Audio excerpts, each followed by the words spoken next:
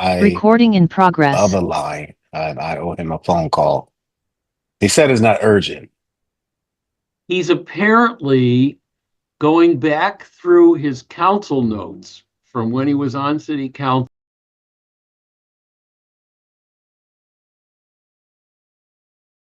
to do. He's like looking through things, and he saw something that I had been working on back. I don't know if you remember land value tax. Oh yeah, I do. Remember we were talking about that? Yeah. Glenn had conducted like we had a special subcommittee for it. So he wanted to know what had happened to the land value tax. So we actually had an interesting conversation, but I was like, gee, wow, okay. Happy to talk about it. Yeah, that's interesting. Yeah. Mm. Well, good for him. He's always thinking. Yes, he is. He's got quite a bit of time. I See, did Barco. compliment him though on his son Owen, Oh, okay. and he told You're me doing a great job. he told me today's Owen's birthday. Oh. I'll shoot him an email. See if Look at that. We actually have Chief Rovella. Oh my God, this is a blast. he is back. He's back. Hey, as he three's a probably will charm. say, just briefly, right? Just briefly, yeah, three's a charm, folks. I had to get a note from Mrs. Ravella. Tell her we said thank you very much. All right. and from your children too. Well, it's Well, easier. I heard some farmer down the road was kind of pushing you. Pushing me. I think he tied me up and dragged me here. Oh, there you go. How's everybody doing? Good. Great. How are you? Good. Catching up again? Yeah. Your office is just like you left it? Almost. Yeah. Almost, yeah. Gum still under the desk where you put it? They haven't found that one yet. Hey, Chief Barco. Hey, Director Cavello. Councilman Clark, how are you? Good. All right. I like the frost there, man. That's tight. I Not too have. much, not too. Yeah, not like Jeff's. I'm determined not to grow. I was waiting for that, Chief. I was waiting for that. See, I'm determined not to grow mine out. And I have not shaven this week, so because I've been very busy and too busy to shave. So yeah, this is what I have. I know it would not be acceptable if I was within HPD or HFD. So Welcome thank you here, sir. Thank you, Jeff. I appreciate it. You can wear whatever you want in ES&T, man. Like, you can wear Well, I don't know. Now you're making me think I got to draw up rules for council conduct. See, well, John, I was very close to wearing a tie today, but the weather was so great, and I didn't have any outside meetings. I opted not to. So, all right, it's 6:04. We can get started. Good evening, everyone. Would like to call this Quality Life and Public Safety Committee meeting to order for today, March 13th, 2025. My name is Councilman TJ Clark. I serve as the committee chair, and I'm joined by my esteemed colleague, Councilman John Gale, who's also a committee person. And we are joined by Chief Barco, Chief of the Hartford Fire Department, Director Jeff Cavello of Emergency Services and Telecommunications Department, and welcoming back Chief James Ravella of the Hartford Police Department. And we also joined by our Corporation Counsel, Attorney Natalie Fiola Guerreri. And we will start. We have no items on our agenda to take action, just updates from our public safety departments. So before we get into that, we are broadcasting live from Comcast Xfinity Channel 96 and on Frontier Channel 6032, and also streaming live from HPA-TV.org and on our social media platforms on YouTube, Facebook. And we will start off with a update from Director Cavello.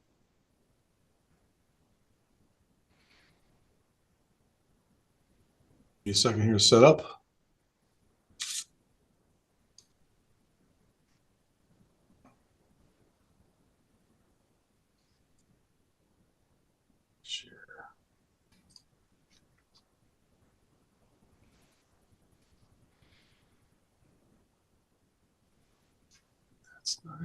Give me 1 sec, sir.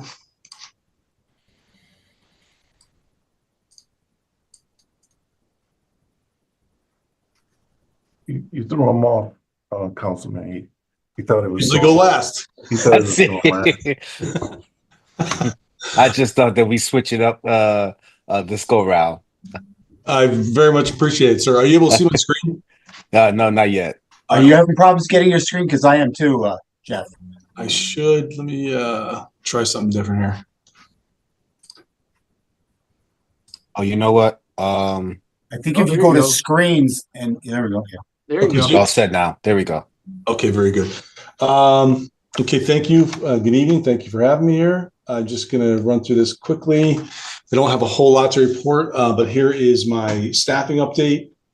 Our public safety communications supervisors, we have an authorized workforce of 8, but we are down to 6. One recent retirement, and then we had a recent lateral of Shantae Washington. You can see in the next line down.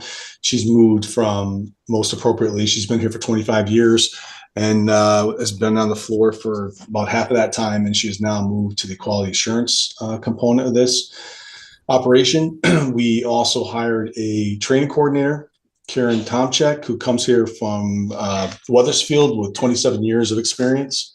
She's been a huge asset to this department since she's arrived here. Still have a vacancy in the deputy director, but it's still active search going on for that.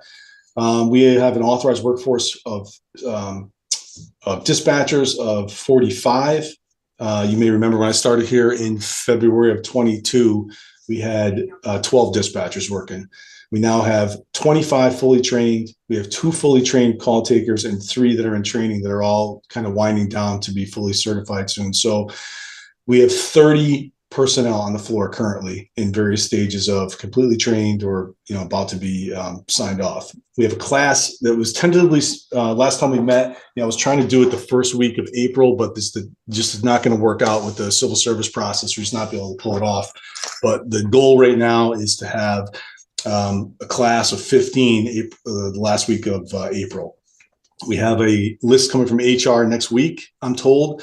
I'm promised, with about 18 names on it. So we've already had put out 3 job offers. The balance of that class should be made from the next certification list. So I'm kind of excited to see what that looks like. This is just a budget update. We did these for the mayor's office, so I just threw it in because I had it. It's accurate as of last month. It's our total budget is 5.3. We're into it for 2.9, and there's our remaining. Our revenue comes from alarm enforcement, and we had that homicide class, if you recall, that we put on. We hosted here in Hartford, and we were able to recoup $8,500 of the funds that we put out front. And not only that, but we got the benefit of hosting the class, and we really put Hartford on the map because we had attendees at that class from all over Connecticut and all over New England. And then we have just recently, I just submitted to Corporation Council an effort to do some alarm enforcement. That's our current numbers, but we have a few serious outstanding accounts that we're working on as well. For community engagement, I just thought I'd throw this in. I think Chief Barco appreciate this. Him and I did this interview with Chief Teal with the Northeast NRZ, and I just want to throw out a prop to retired Chief Teal. He was a consummate gentleman and professional. I was really appreciative of how he treated us there, and we had a good time, Chief Barco and I, educating them on our various aspects of our departments. Here's some numbers for you that are accurate as of February. And I think last time we talked, I tell you that the only thing these numbers mean to me is I was just looking for trends or anything that's, outlying or, trending in a direction that we need to be alarmed of. It's pretty static. The only numbers that you're going to see, I'll just go through this part quickly, is it's not really reflected here, but I will tell you that we just got our numbers in for 2024 for the calendar year. And this department answered 498,000 calls. And of the 498,000 calls, 140,000 were 911 calls. And then the balance of those, that number, are either administrative calls where we're transferring to fire, EMS, or other, And then there's a fraction of those. It's kind of hard to tease those out, but there's a fraction of those that are calls to come in on a non-911 line, but require a 911 level response. So this place has never been busier than it is right now. Here's your fire suppression numbers. And I know Chief Barco goes through these too, so I'm just going to quickly go through here. Here's your numbers for fire's response to medical calls. Total incidents for EMS. It's all trending about the, pretty consistent. That's just you can see that our predominant, partner is law as far as what it is that we are handling here for calls. Heart team is also trending up. I think I've said this multiple times. It's quite a relief to have them on board. Where when you take a call from a citizen that needs some nuanced service that in the past we would just not be able to help them, or we'd have to transfer them to somebody else on another hotline to try to help them remedy their problem. It's really nice to have the heart team there to be able to give them some real service. And then here's our total calls. And this is where the numbers break out. You can see again, pretty consistent. And if you do this math here, it's out of control. The amount of calls, we just take the total calls. Like I said, you can't see, I didn't put it in aggregate here, but if you do the aggregate, it is 498,000 calls for 2024. And that's all I have.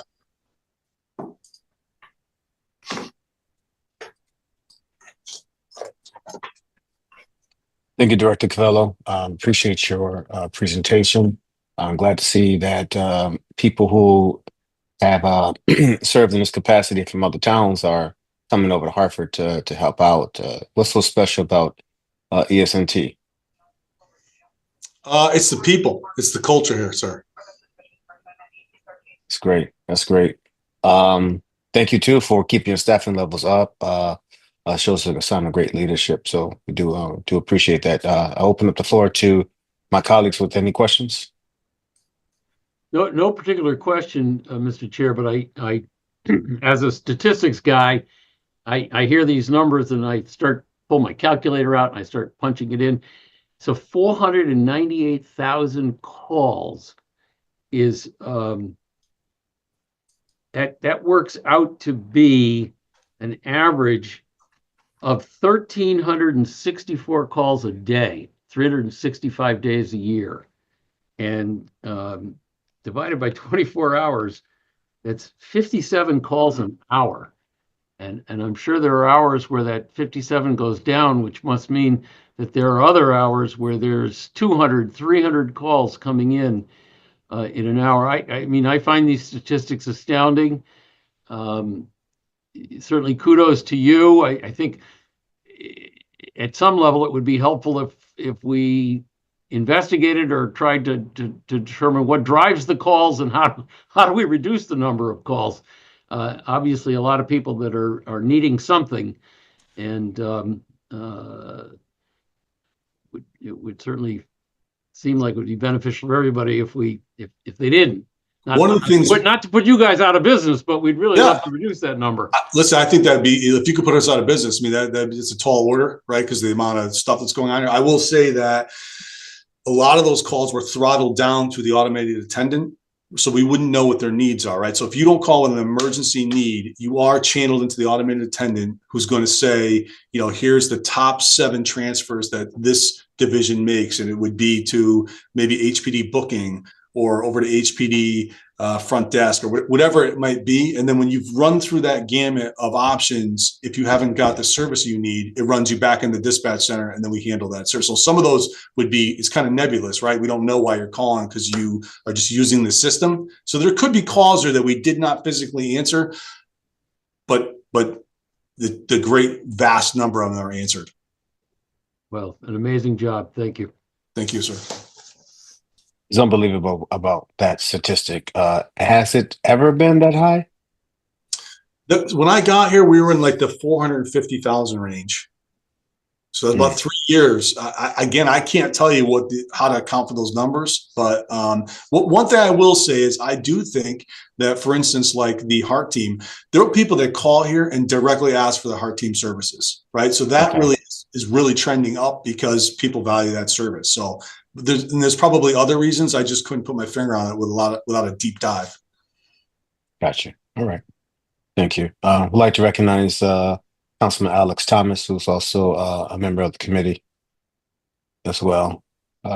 Any questions or comments for Director Covello? No, I didn't have any questions. I just am amazed, like you guys, on the amount of numbers. Like that's almost like every single resident called 3 times. Yeah. So that's pretty astounding, and just really amazed, and appreciate you guys, and I understand that workload, and I don't have any questions. It's just truly amazing, honestly. Thank you, sir. Thank you. All right. Moving on will be Chief Barco from the Hartford Fire Department. Thank you, sir. 1 second.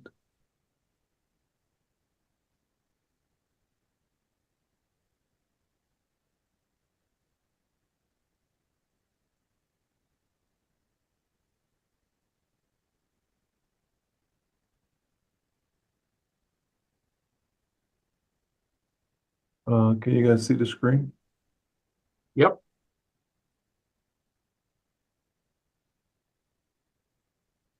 Okay, so general updates. Move this out of the way. So we're starting, I think I said it before in the last one, we started our reaccreditation process, which is every 5 years. The annual compliance report, CPS review went well. Community risk assessment, standard of cover, all that was done. So the next step is for the peer team site visit, which is scheduled for April. Our AFG grant is in progress. Radio interoperability, that's HFD being able to talk with other municipalities such as Manchester, New Britain, New Haven, West Hartford, East Hartford, when they come inside of Hartford for mutual aid. And then we're still working on long-term succession planning. That was updated yesterday. We're looking to get more apparatus, subsidize our apparatus replacement plan. And as you know, we say every year our firehouses are on average 76 to 78 years old. So the city has been working with us for capital improvements for those particular firehouses that's slated on a list. And then we'll move down to our training facility. And after that, we'll probably look at extra ancillary apparatuses and equipment for things like technical rescue, because we have a robust technical rescue team here in Hartford that's utilized by other municipalities as well. Our special services February report, I'm sorry for the date, but the fire safety and education program, they service 361 adults, 181 children, and 840 adults so far in 2025, 315 children in 2025, and 95 people relocated for the month of February. It's been a pretty busy 2 months, and some of those statistics I'll review in terms of the fires that we had over the last 2 months. So our Explorer training is ongoing. It's with the GEMS program as well. As a summary update for the work that SSU does in terms of fire safety education and community engagement, they installed 16 smoke alarms for the month of February. And as you know, those smoke installations are free of charge. All they have to do is call Special Services Division, make an appointment, and they'll come out and install the smoke detectors as long as they're Hartford residents. Installed 9 CO detectors, 2 car seats, and attended approximately 16 community meetings. For our fire explorers, we currently have 25 explorers, 16 males, 9 females. We had an introductory meeting yesterday here at headquarters, and we introduced some of the explorers to a little bit of what we do and what's expected if they ever were to decide to pursue this field. They did light calisthenics, went over some of the tools and equipment that we used. So I'm pretty sure they were excited about that. So upcoming training is ventilation, scene size up, and ropes and knots. They'll be doing basic knots with practice ropes, and scene size up is just the initial report that firefighters give when they arrive at an incident. And then I'm sorry, that CERT one has not been updated, or the update didn't take. So for our fire cadets, we currently have 7 fire cadets. 4 of those cadets will be accepted into the recruit training program in April, which will begin. So they went through the interview process. We're just waiting for the background and the physical. So again, we're accepting 4 of our cadets. And actually, there's 1 explorer who I hired as well. And nice kid. He lives in the city. He's 19 years old. He didn't make the cadet program because he wasn't currently in school, but he was an explorer and he qualifies to be in the academy. He went through the same exact thing that all the other candidates went, the testing process, the HPAC. So he passed all those and got a chance to sit in front of the 3 chiefs, and he was selected. This is some of the training that's coming up. They completed chapters 1 through 26, so they should be well-versed in what to expect once they get to the academy. They completed their incident command system training, hands-on activities. Again, we have a bunch of volunteers from suppression helping our cadets out with this. So donning SCBAs, taking hydrants, stretching lines. They're going over pumpers and ladders. They're doing firefighter survival skills, mayday drills, and hose lines and forcible entry. So all the things that they're going to be reviewing or going over once they hit, once they start the academy.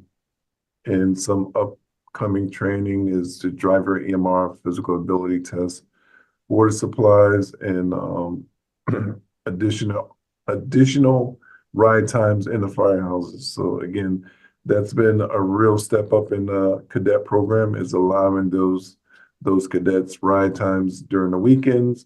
So what they do, they go into the firehouse during the day for about 4 to 6 hours, and any calls for service, whatever company they're assigned to, they go out with that company. And if it's a structure fire, they sit back at the command post and observe, but it gives them a sense of actually what goes on the fire ground. Here's our response times for structure fires for the month of February. As you can see, last month in January, we're at 100% in our response time, which is under 6 minutes and 20 seconds. And for the month of February, we're at 92%, but still above the acceptable performance target times. For EMS,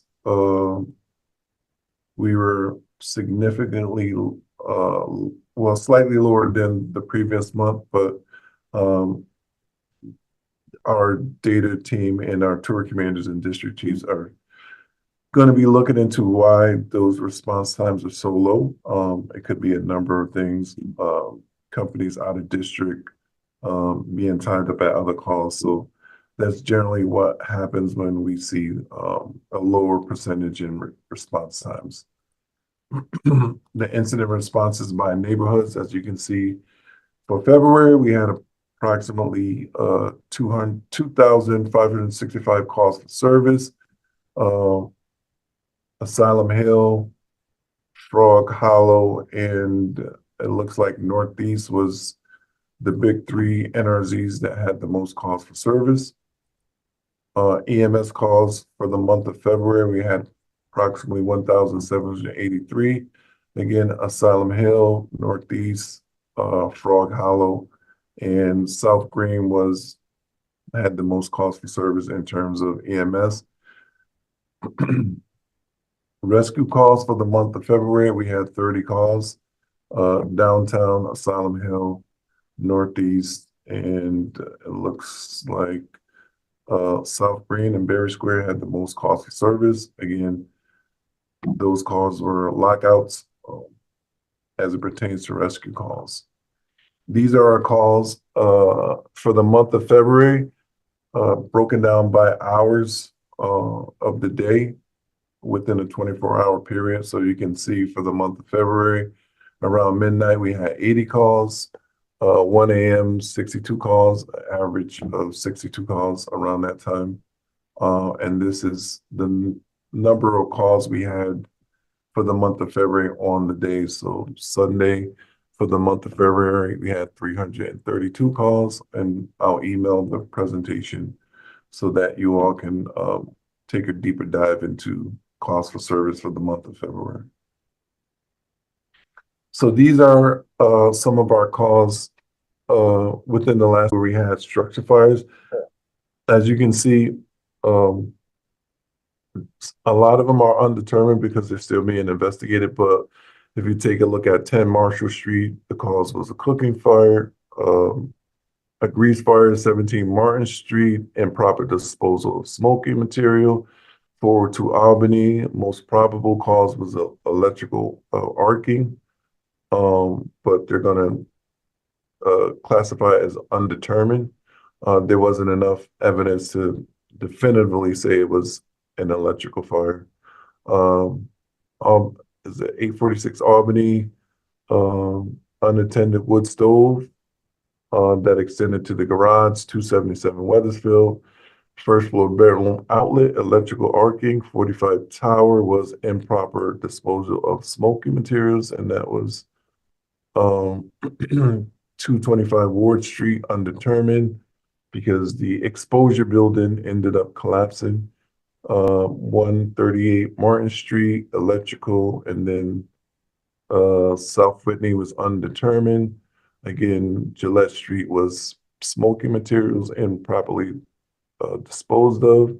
Same thing with Putnam, and then the other three was undetermined, and Spring Street was improperly disposal of smoking materials. And these are our responses by engine companies, which we met the performance response time for structure fires 92% of the time, which was under 6 minutes and 20 seconds. And also this previous slide, this is live on, and I can send you the link anytime you want to look at it. Here are our demographics. As you can see, we still remain fairly even across the board in terms of demographics.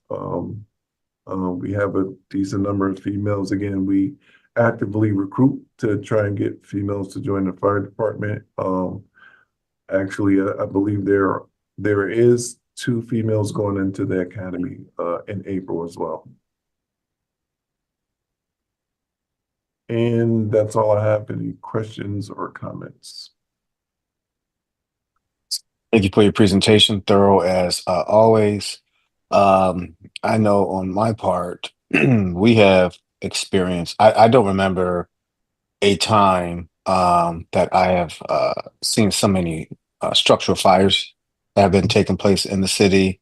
I think most recently there was one this week in a multifamily dwelling. So can you speak to, you had a slide with some of the structural fire causes. Can you speak to what's a common theme that you're seeing? Is it the improper disposing of smoking materials, structural issues regarding the electrical units that they need to be updated? What is it that you're seeing? Yeah, so the majority of them are smoking, but again, our And early detection is a big part of it too, when we talk about some of the fatalities that we had. Um, fires, there's a lot more combustibles in apartments now, especially nowadays, than there were before.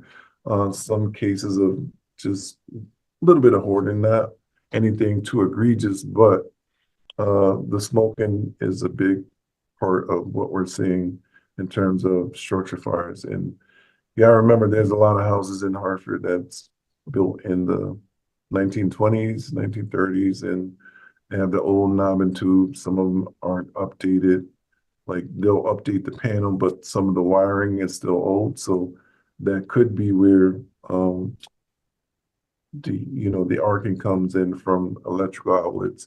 That's why it's always important, and the city has done a great job in ensuring that individuals take out permits for work being done at their residence.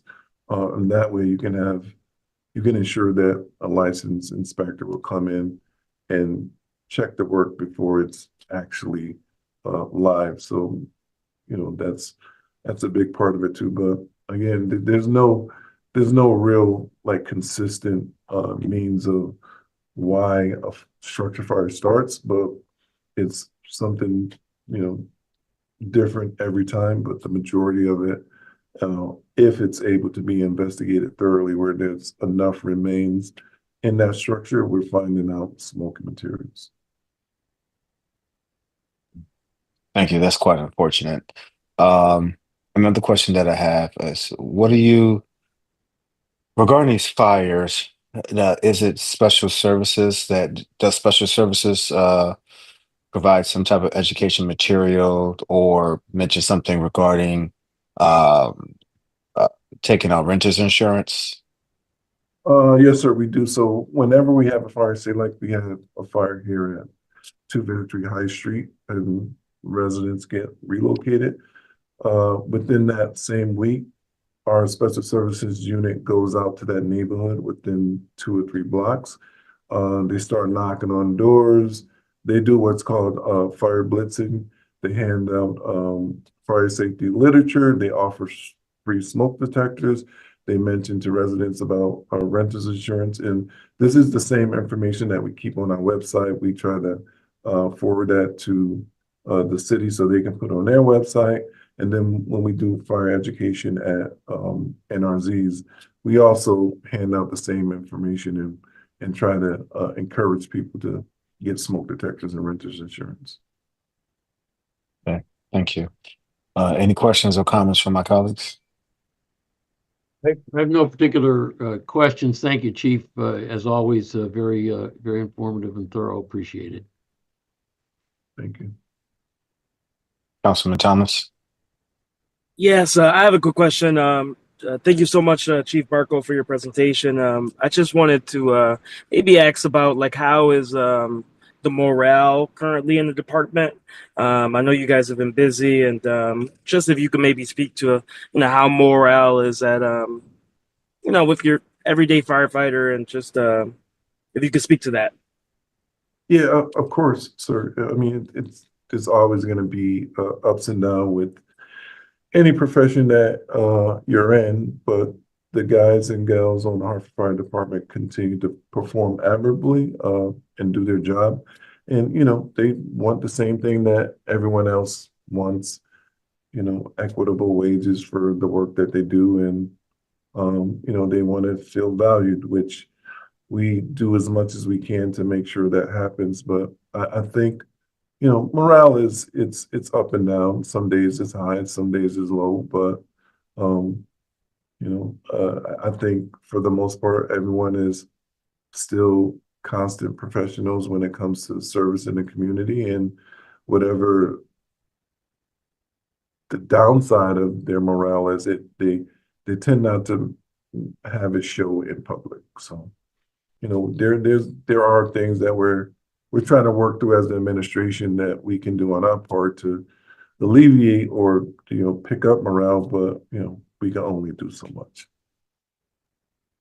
Thank you so much. I had saw an email come across about a particular situation where some firefighters saved a young baby's life recently, and so I just know how hard you guys work, and I've seen it firsthand, and I know there can be some ups and downs in every job and every profession, but I just you guys are in a very very tough profession, and just want to make sure that you guys feel appreciated, and just say I appreciate you guys truly. I was at Starbucks the other day, and some Hartford Fire Department guys, and I can't remember their name, but it was a few guys. They bought me coffee, which makes no sense at all.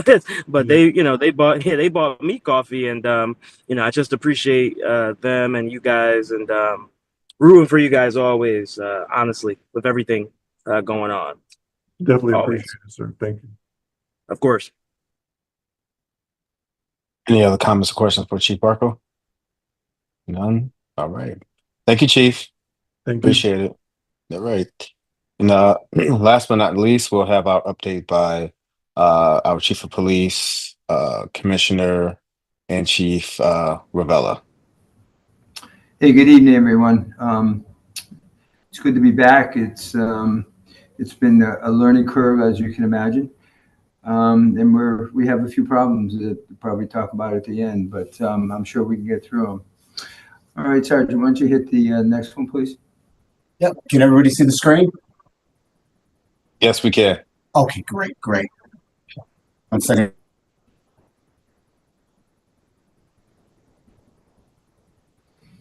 So what I supplied here was really a smattering of citywide crime to date. As you can see, the 2-year projections way out to the right, we're looking very good. Even on the 1-year projections, you're looking fairly good. And I say fairly because I always watch the robberies with a firearm. Those are a bit concerning to me because anything bad could happen. They're up by 5. So even though the numbers are small, there's something to watch early on. Burglary is also a discussion today at our Thursday meeting. And you're going to see a bunch of arrests from burglary. They found a pattern in one area, and they're about to make an arrest as soon as the DNA comes back. As you know, we have a couple of machines in our first floor. Gifts from that former commissioner there that gave you a NIBA machine and gave you an instant DNA machine. So they're having hits come off of that also. So that you can see is kind of the look for the current week, the prior week, 28-day period, and the year to date. We are enlivening CompStat. We haven't really decided about exactly how yet. We are seeing a meeting at 9:30 in the morning on Thursdays to really talk about C4 and how they generate the statistics and what they do for the officers. So maybe you guys could come in when you have a chance and when we refine it just a little bit. That'd be interesting to see. Next slide.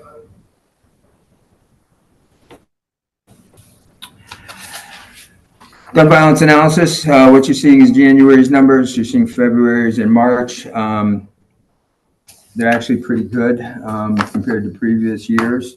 And the map on the right indicates where they're happening. The circumstances why these occur. 77%, nobody knows why they occur, or the victim is not telling us what actually happened. The smaller amount, it's by a personal dispute where the two parties actually know each other.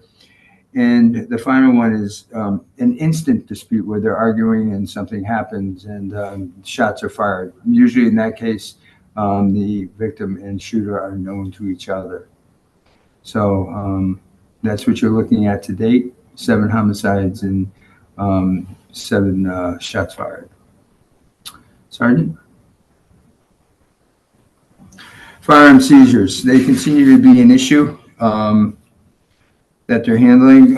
Even though you see January and February's numbers there, March is going to be a bigger number already because we'll show you some firearms that were seized recently. So that number will go up. But the types of firearms are interesting too. Our number one gun appears to be the same, a pistol, followed by a rifle, a revolver, and an assault weapon. And I'll show you some of those assault weapons that they recovered the other day. Firearm seizures by year and recoveries to date. They had a big year the last 4 years. That's a lot of firearms coming in the 300s. So versus when I was here last in 18 and to 12 to 18, they're seizing a lot of firearms out there. And we'll go through some of those. Sergeant?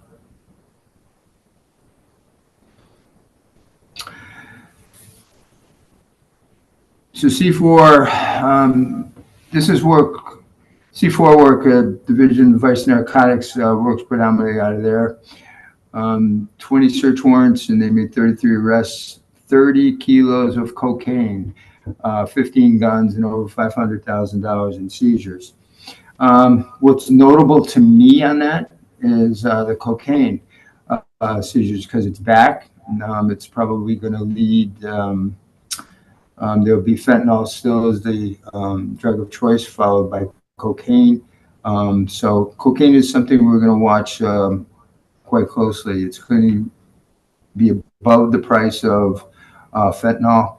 But, you know, in the earlier years in Hartford here, when I was here in the 80s and 90s, cocaine was a driver of violence too. So let's hope we don't get there. That would mean the price should come down. But hopefully we don't get to the violence side. Sergeant? So we talk about guns. These weren't listed. These were picked up earlier this week, I'm sorry, and where they come from.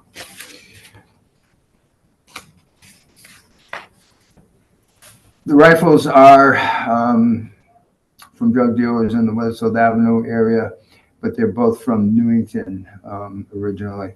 So some are purchased legally, others are put together, but those are devastating rifles to our public. The one on the far left actually is a small pistol with extra rounds and cash, and cocaine is the one to the right. That's a kilo of cocaine. Sergeant?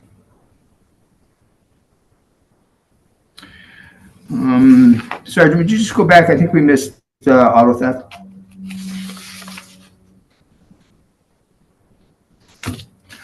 Auto theft, it's a popular subject around the state. The first graph, vehicles stolen from Hartford.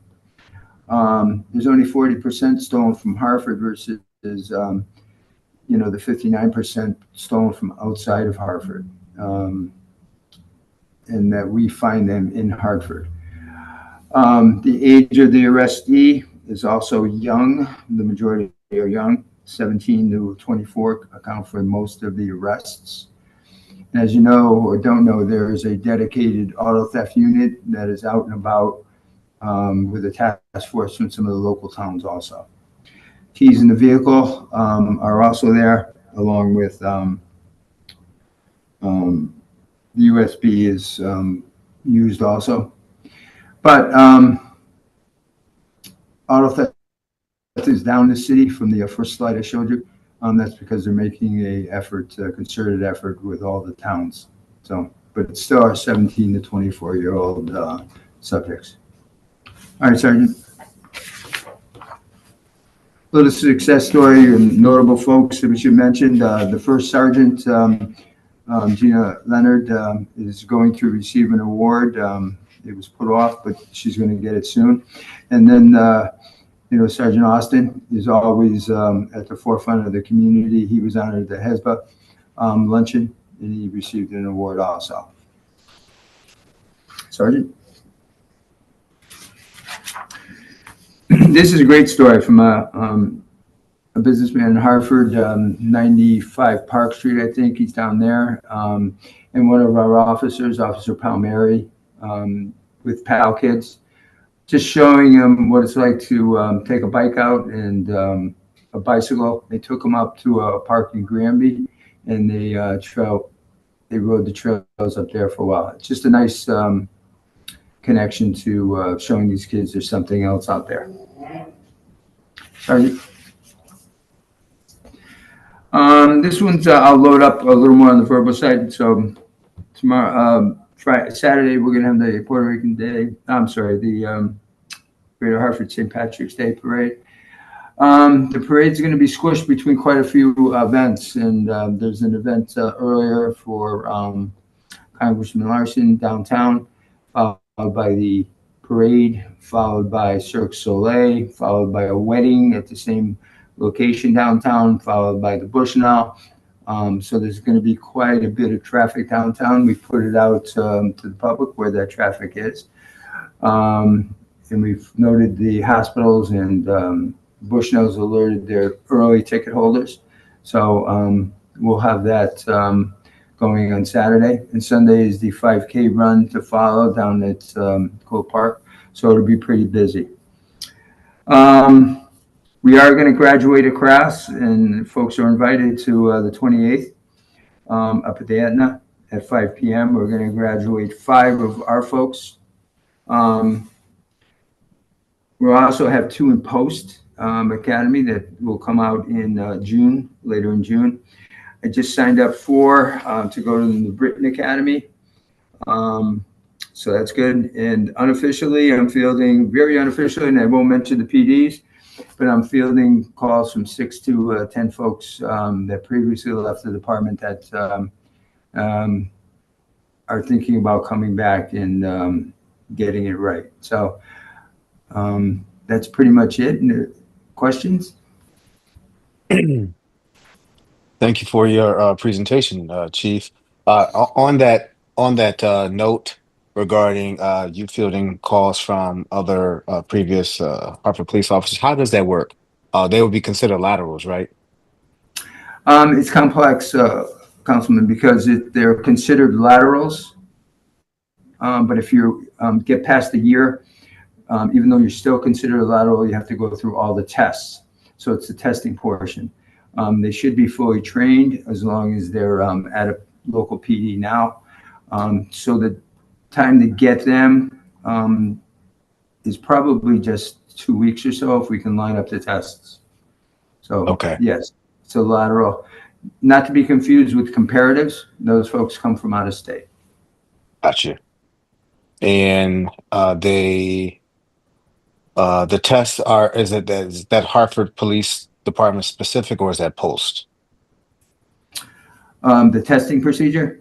Yes. That's by statute for laterals. Okay. I had great fun. If you want a little laugh, I passed my 6th polygraph. I'm about to get my 4th, I believe, psychological tomorrow, and all the fun physical stuff that went with it too. And that's for another day, but go ahead. I would say that you are quite the professional.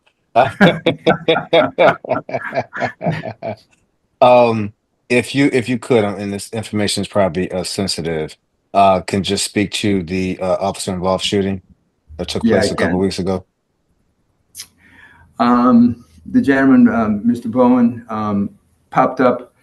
We were alerted from a Manchester police officer that Bowen was walking in the area of Nelson Street, live feeding, somewhat of a rant and a rave about folks that have been shot and killed, looking for people to shoot up in the area. And he had 2 firearms with him, 2 handguns. They were both Glocks. One of the handguns had an extended clip, 31 magazine, of which was 17 were loaded. And it also had what we call a Glock switch, which made it fully automatic. That's yet to be determined by the state lab.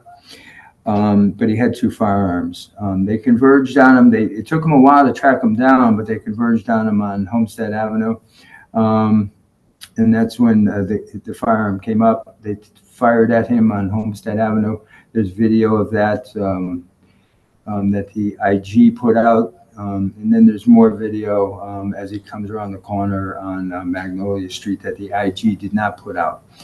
Now, according to statute, and you folks have probably seen and heard this before, is that the IG comes in, the Inspector General's office of the Chief State's Attorney's office comes in, and they conduct the investigation.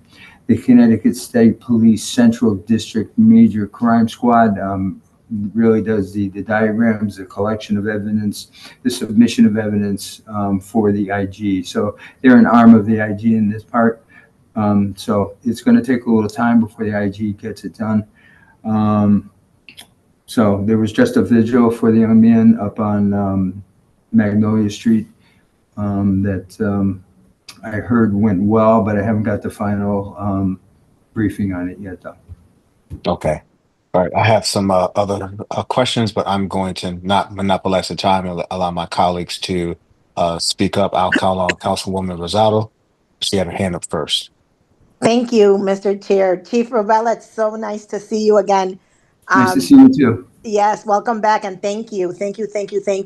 I remember just briefly when I first joined the Civilian Police Review Board as chair, my first meeting was up on the third floor with Chief Rovella and Linda Beyer, and they were bringing me up on the Civilian Police Review Board files. So, Chief, I'll never forget that.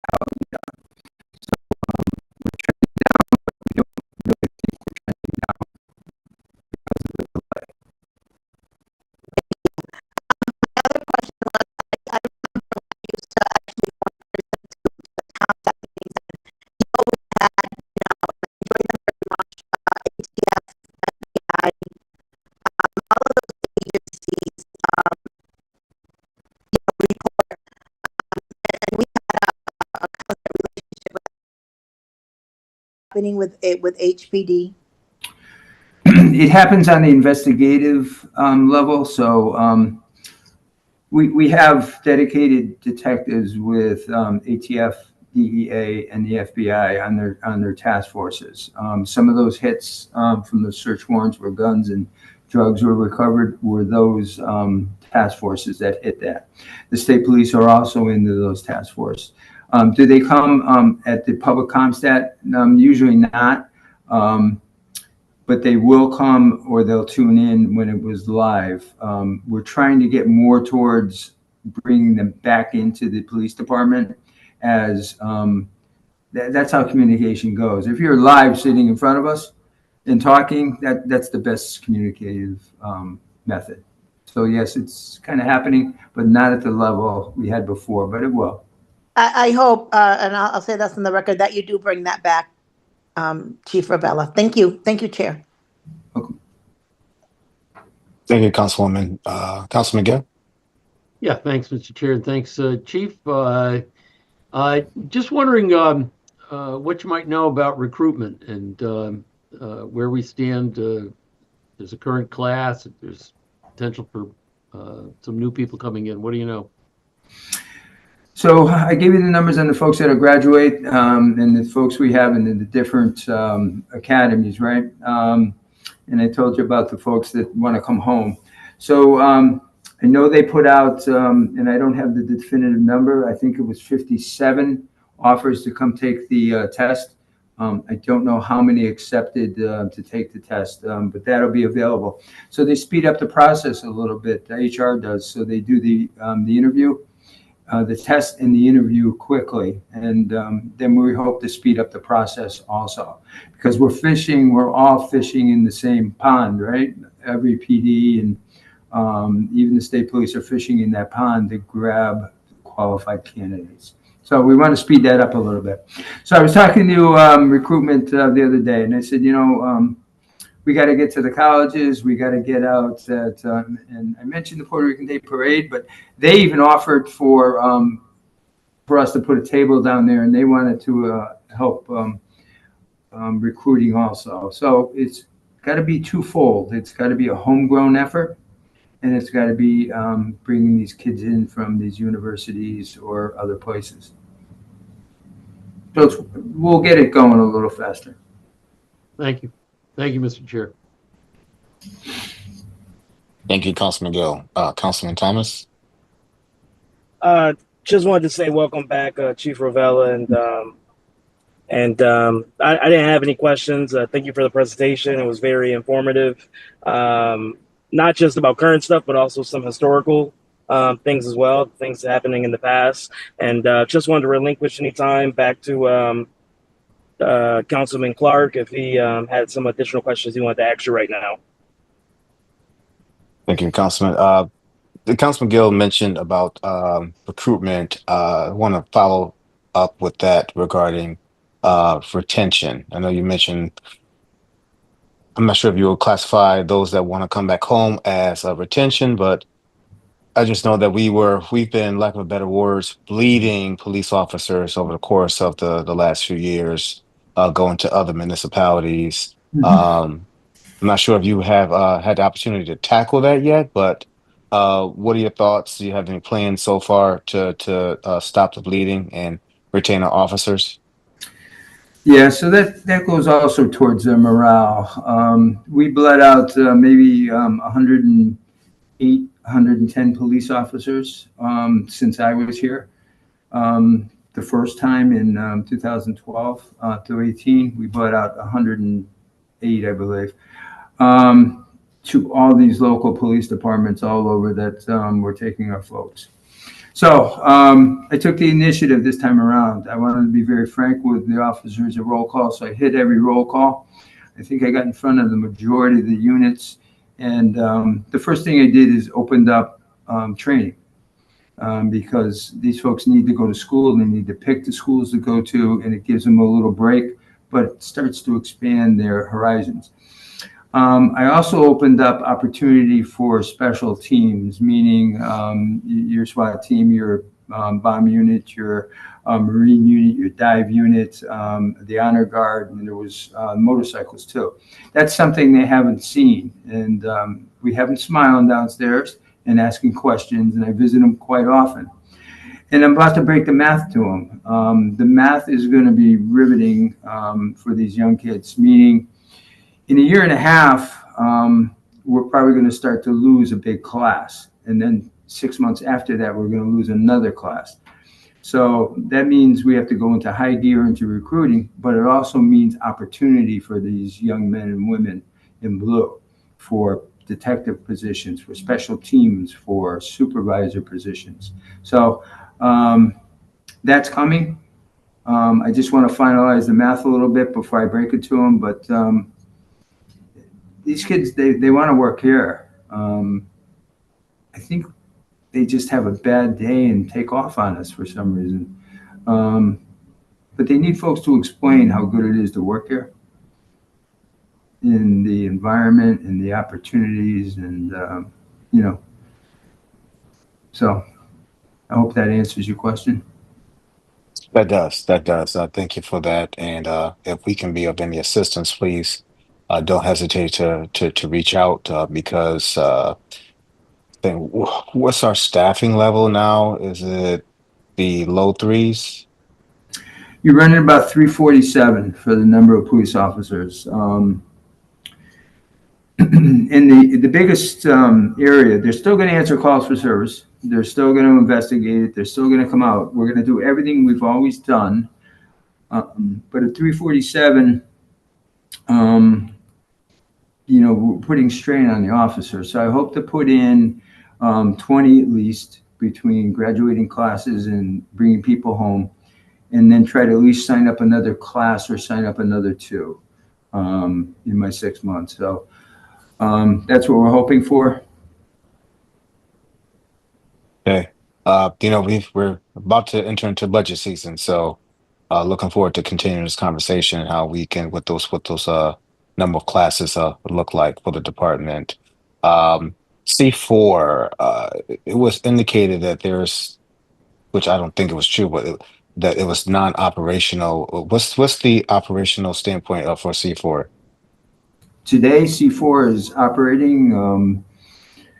They have plenty of, I shouldn't say plenty, they have civilians down there that are pumping out work. They're fully operational as far as I know. They just finished a camera refresh. They're waiting for some more money to continue that refresh. That's making its way through. They have some requests for another analyst that I'll probably put through, or some type of senior analyst. But when I say we can talk, I can tell you some funny stories about us old guys, the way we used to knock on doors, and these new kids go right there and get it on camera. So no, it's fully up. You gotta really see it. I call it the bling. The TV screens are just a bling. The work is done by those. Yeah. They're done by those analysts. My last question. It was mentioned to me before the meeting started. There was on Main Street. There was some special forces from the police department. I think they had a protest there. I don't know if it was special forces. We put any specialized units there. We go to most of the protests just to make sure that they don't not in harm or get into traffic, because they like to start a protest and then they like to move. Right? They like to move either to the Capitol or down the street to the courthouse. Or we just want to make sure they don't get hit by cars. But no, and I think also with that rumor is that ICE is here and ICE is doing this and this and that. We haven't seen ICE, so I think folks just like to build on rumors. For instance, they said ICE was out at my sister's place on Pliny in Garden. That was the auto theft guys making an arrest. It wasn't ICE. So, gotcha. Thank you for that. I was going to ask you about that as well. So, but you beat me to it. So I do appreciate your update. Is there any other questions or comments for Chief Ravella? Seeing none. Chief, thank you very much. Welcome. Appreciate your time. Thank you all, Director Cavello and Chief Barco, who was on for your presentations. And since we have no other business to discuss, this Quality Life and Public Safety Committee meeting is now adjourned. Thank you very much, everyone. Have a good night. Take care. Good night. Good night. Good night, everybody. Take care. Good night. Thanks, sir. Yeah.